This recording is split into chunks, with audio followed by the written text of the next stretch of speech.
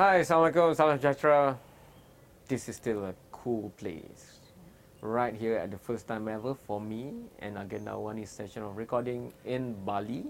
And I'm here thanks to my NAF, the Entrepreneurship Foundation that is behind the best awards for ASEAN Startup, the ASEAN Rice Bowl Startup Awards, the 2018 one. Is ongoing right now. I'm on the sideline, I'm inside on stage meeting everyone, because if ASEAN was to change for the better, technology and startup needs to be making a bigger difference. And how does that work? Let's learn from Thailand. Thailand also have a rigorous and very active startup industry. They are well represented here at the 4th ASEAN Rice Bowl Startup Awards. And I've met Globish. Now I'm going to talk to a doctor. She has a PhD in mobile telecommunications. She has looked at apps and applications. And now I want her to talk to us. How is Thailand doing it? Trying to spur, accelerate, match, consult to make startups better, especially Thai startups. So my new friend from Thailand, Dr. Srihathai Prammanee. Hi. You're also known as Dr. Or. Yes, on, O-R-N, simple. Yes. On, okay. So as the head of AIS The Startup, and you look at corporate strategy, everything else, but at the end of the day, where do you see right now the startup industry in Thailand? Well, back into 2011, that was the very, very first time that in Thailand we have startup ecosystem. And I'm very proud to say that the first startup ecosystem in Thailand that are announced by AIS. So that time it's just an event based to ignite the market. And we didn't know anything that was going to happen next, but what we knew that the world will be changed in about 5-6 year times, so which is like today. So to get ready by today, we couldn't wait until today. So we had to start since then. So that's why we decided to start the startup ecosystem in Thailand. And what we hopefully that everyone will ignite, everyone will learn more about the digital and even about the economy. And this is very great that our effort, what we put, is already paid off by today. The ecosystem in Thailand has become really mature now. So a lot of support from government, a lot of support from other corporates, not just only telco industry, but also expanded to like other industry as well. And a lot of startups emerge. A lot of startups from Thailand already expanded into to other countries. So this is something that we are really glad and very proud that it's happened from our start. So, but what happened now? Well, from the first day until now, I can see that a lot of ecosystem is growing. However, there are some of the challenges that we're still facing as well, because well, in the world of in the disruptive world, we still have the traditional world as well. I think this challenge is happening everywhere in the world. That how we actually can be able to cooperate between the traditional world and disruptive world, and then they can kind of integration, and then go they can launching and go forward together. Because myself, I do believe in balancing. Right, not just choose to be disrupted everything, Correct. And not just choose to be drive traditional everything, but how do we balance between traditional and disrupting? Okay. Okay, I get what you mean. Like, we can use our mobile phone to find a tuk-tuk, and that's okay. Tuk-tuk is still traditional, and Yes, matching them, ride sharing or whatever. Yeah. But there's also the bigger difference. Like Thailand is known for its ocean produce and export. Thailand also has a lot of culinary, like tom yum all over the world. Wow, So it's one of my favorite dishes. right. I like keng som, but okay. How do we network all this old economy to the new economy if we were to make the disruption better? And the fact is, just like Malaysia and just like the majority of Southeast Asia, mobile phone adoption and application and use are among the highest in the world, in our region. Yeah. You know, one person sometimes even have 2 or 3 phones and is connected. Yes. So that is a very powerful platform. And what you're doing is right in the middle of that platform. Yes. Mobile phone access to digital economy is the biggest compared to landlines Yep. in our region. So how does it work for you? So previously, we focusing on like educations or focusing on how do we build startup companies. So now we have a lot of like digital platforms that well being enough to serve for the SME or traditional SME. So to make the balance is there are like one of the sector need to focus on how to build a very good startup, a very good digital platforms. But then the platform will be useless if no one use. So what's going to be a challenge, next challenge in Thailand and also in across of this this area of this region is about like how do we get traditional people to understand and use those digital platforms. I think that's a big challenge. All kind of like transformation, like SME transformations or either like micro SME transformations, because myself, well, I work with across, I work with corporate, I work with startup, I work with SME, and also either like people in the valley communities or people in the countryside. So what I can say is there are a lot of people that do support in each vertical, in each communities or in each industries. The next challenge, and is also an opportunity, that how we do combine and unite those together. So if that come like that become exist, that the combination become exist, yeah. But however, it takes time. I don't see it's going to happen today or within this year. But I believe if we start, one day will come about the unite between traditional and then the disruption. What role does leaders and governments and policies play? Because you said, 2010, 2011, it was very new. And if I look at data, maybe 3 startup company for the whole of Thailand, which is very big compared to Malaysia. But I think last year, the Digital Nomad Index put Thailand as the 7th best place to be in for digital nomads in 2018. And that's the best for our region. So government policies obviously play a role, and I think your government under initiative Thai 4.0, nearly 1 billion Malaysian ringgit, which is about 312 million US dollars for startup ecosystem. I think the Thai government now, they are adoptive. So they are adopting to like the new economy as well. They are not adopting to the digital and also new entrepreneur area, especially with startups.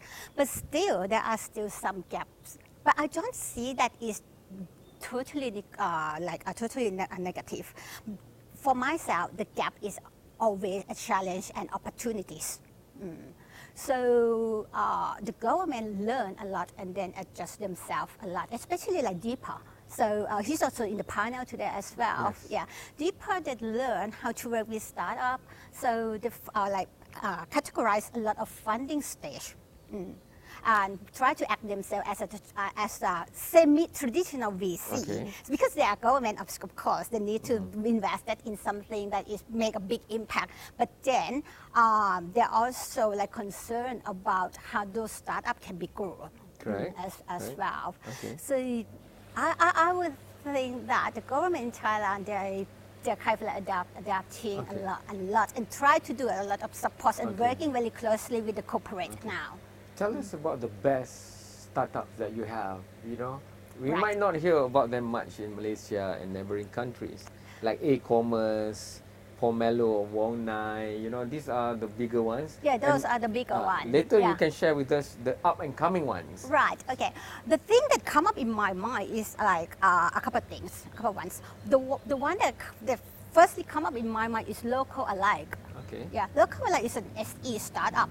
The reason why I bring up Local Alike because as an SE startup, the fundamental is to work with communities and do something good for people. So in the a business world, this is something really contrast. Correct. this is a joke. You cannot be like a very perfect good Yes. to run a good business. Yes. Yeah, but local like is like the SE startup that give a very good example for me. I saw them since 2004 and 15. Okay. Yeah, so those times they are mainly focusing on like the ecosystem. Like, oh, let me talk about a little bit, explain a little bit what local alike is. Okay. Yeah, a local alike is like it's a tourism base. So it's a startup that they produce the platform to match between like local people with the tourists. So it's a community-based tourism. So basically all the tour agenda is run by the real people in that communities. Okay. So local like themselves, they split the team into two parts. So the first part that they're like those team focusing on educating local people how to do how to manage the tour and also use digital platform. And then the second part of the team is focusing on acquiring users. So there are a lot of customers from Thailand and also from abroad, and it's not just the philosophy of how to operate internally, but also the great thing of local like is the philosophy how to do the business model that can sustain about the social enterprise and also can run a sustainable business too.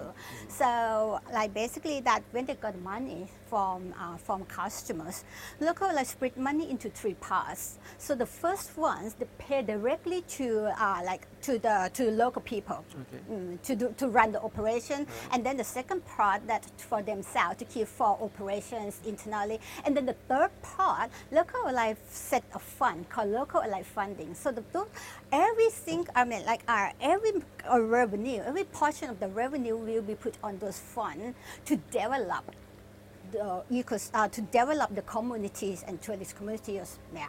So local right have proved this business model since 2015. So now they can expand it not just only in Thailand, but this model is expanded into other countries, for example in Indonesia. Okay. So you know what, local is actually one of the Thai startups that's come into the Indonesia and then work with local people in Indonesia to develop the tourism economy here. So what I really like is the founder himself. Yeah, I personally give a credit to those founders. They have a he has a growth mindset. Okay. And meanwhile, he also balancing between business and people in the community. Okay. And this is really challenging. I couldn't imagine myself that I could do this. Yeah. So he's very passionate about this. Okay. Yeah.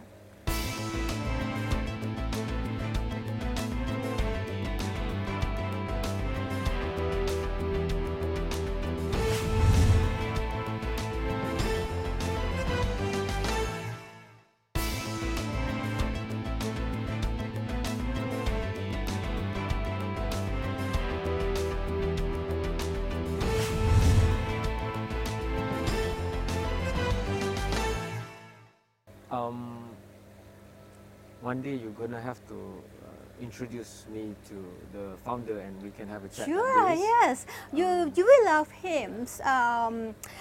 Last year, I took him to Australia together with my team, and we attend one of the conferences, a social enterprise conference, and then also joined the program that run by Singtel Group called like Future Maker program. Okay.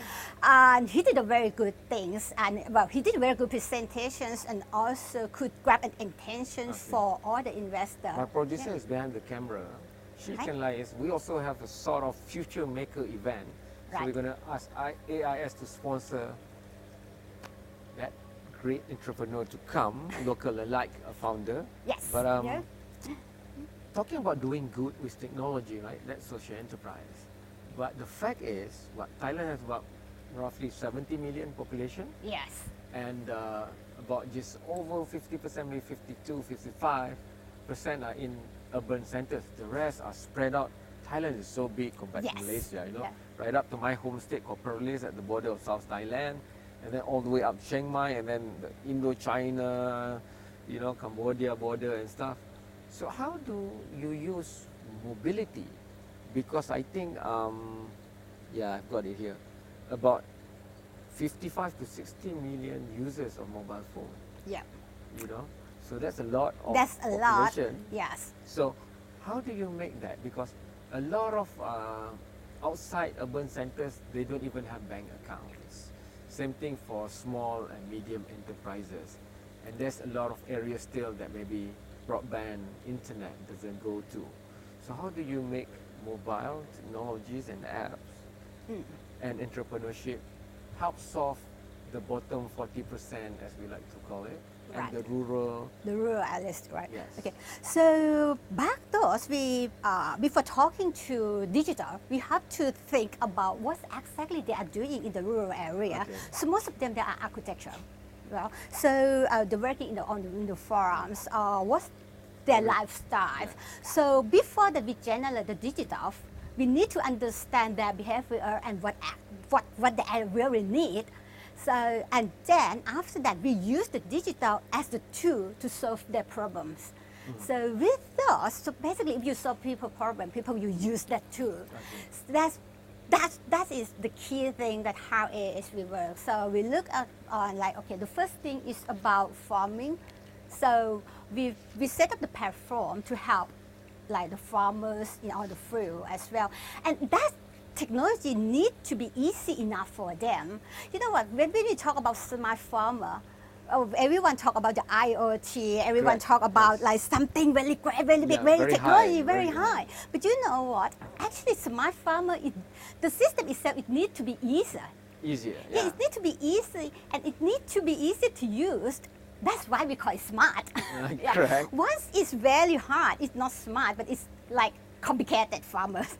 Okay. So we start from that philosophy first, like to see what actually need from people on the ground in the rural area. So we found that, okay, those farmers, we have a lot of people that run the farmer occupations. And then the second thing is about health. Okay. Well, in any nationality, any countries, and also like with wherever you stay, health is one thing that people need a good wellness. So Meditech, telemedicine. Yes, many tech and like a lot of health Okay. tech as well. So this is the second part that we are also looking in this vertical. Okay. And the last in vertical, we believe in education. Okay. Education is also fundamental for Correct. anything. Yes. You can learn when you're young until you're old. Yes. Even myself, I'm still learning. Okay. So how we make the digital to get people to access into education content. Okay. So those three verticals that we are like focusing. Being said, that doesn't mean that we are looking for only three, Yes. but those are the three main The main things. ones. Yes. Okay. And among the first panel sessions today about fintech, Right. you know, Refin. Refin, He's also one of my Pong portfolio. Saton, Danambor Dipat. Yes. Okay. He talks about how there's a lot of challenges Yes. to take technology through fintech to help make people better. Like everybody has to deal with finance, Yes. financings, and loans. That's why we don't have enough money, because we have to take loan, and we have to pay loan, and we pay more. And he's saying that if we only are aware that with technology, we can take our loan and refinance to make it lesser for us to pay or easier for us to Yes. pay. And that can easily be done using fintech and maybe mobile digital economy application. But what's stopping it from happening a bit more? Because financial inclusion is one of the biggest things we look at all over the world. All of them are, and that's Part effort of to the everyone. sustainable development goal, in a sense. Yeah. So are you guys looking at it? Because mobility, for example, M-Pesa in Kenya only use not even a broadband connection, Yes, you yeah. know? We're looking at that, but we don't do it by ourselves. We're making it happen by working with startups and working with ecosystems. Are you guys working with Refin? Yes, so I'm really glad to say Refin is also one of our portfolios that's as well. nice. So we, as I said, like we believe in ecosystem. AIS, we are big telco. We are number one telco in Thailand, and also we are alliance with the Singtel group, and we work across the region, not just only in Thailand. Even though how big we are, we cannot do everything. Right. So we can do just something, is the fact of the world. Yeah. So to deliver services or something that need and serve with like a wide range of people or a wide of like customer base of us, we have to work together with startup and we work with Refin But the as fact well. is, there's more people doing banking through the phone, even in Thailand, right? Yes, more people, yes. But frankly speaking, that we need more time to educate people. Is it also the policies? I don't think that it's due Central to the fact. Bank, Securities Commission. It could be one of the reasons, but not the whole. Right. I think behavior is something that is very difficult to change. You know what? If the behavior of our users, they understand and they change, well, the policy will come to serve those behavior. So basically, I think it needs time to educate people, and then it needs time. It's similar to startup. You know what? When I first running startup, Right. no one actually know what startup is. Alright. So it takes time and different mechanics to Okay. ignite the market. I think the Okay. same thing. Back into, I think, well, when we have the first smartphone, no one actually say that, oh, why do we need to buy a phone and then we have to consider about cameras? Yeah. Yeah. I just want to talk. Yeah, they don't want to talk. So it's a kind of like needing a time and then affordable price as Okay. well. What's the most exciting promise of the startup scene in Thailand? Give me one Well, I maybe think the most that you're very thing- excited about because you see It's you about see market. the startups. Okay. Yeah, it's about market. When we talk about the startup ecosystem in Thailand, you talk about we have a lot of nomads, a lot of expats coming. That's because of our market. Thailand is a great place to test a market because we have such a huge population. Of course, in comparison to China, we not. But the great thing is, different part of Thailand, we have different behaviors of customer.